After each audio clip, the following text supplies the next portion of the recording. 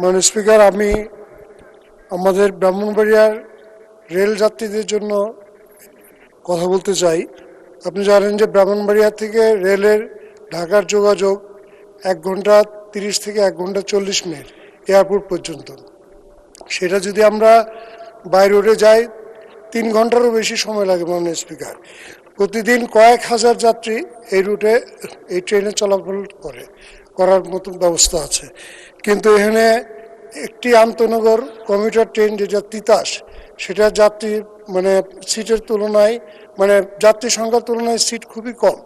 আমাদের আরেকটি ট্রেন আছে মাননীয় স্পিকার, যেটা নরসিংদী এক্সপ্রেস ভৈরব পর্যন্ত আসে। সেই ট্রেনটি যদি আমাদের ব্রাহ্মণবাড়িয়া পর্যন্ত আনা হয়, সেক্ষেত্রে আমাদের যাত্রীদের সুবিধা হবে। প্লাস একই সাথে মাননীয় স্পিকার, আমাদের যে অন্যান্য আন্তনগর ট্রেনগুলোতেও যাত্রী সিটের তুলনায় খুবই কম সংখ্যক।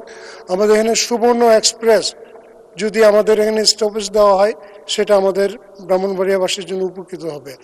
আরেকটি মাননীয় স্পিকার, আমাদের বিজয়নগর উপজেলার একটি মাত্র স্টেশন, সেটা হলো মুকুন্দপুর স্টেশন।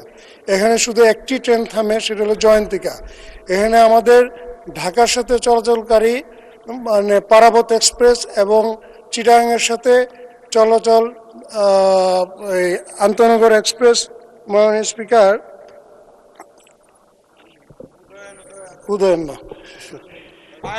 পাহাড়িকা এক্সপ্রেস মাননীয় স্পিকার যদি স্টপেজ দেওয়া হয়, সেই ক্ষেত্রে বিজয়নগরবাসী মাননীয় স্পিকার উপকৃত হবে।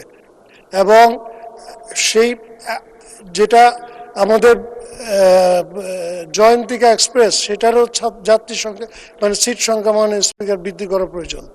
ধন্যবাদ মাননীয় স্পিকার।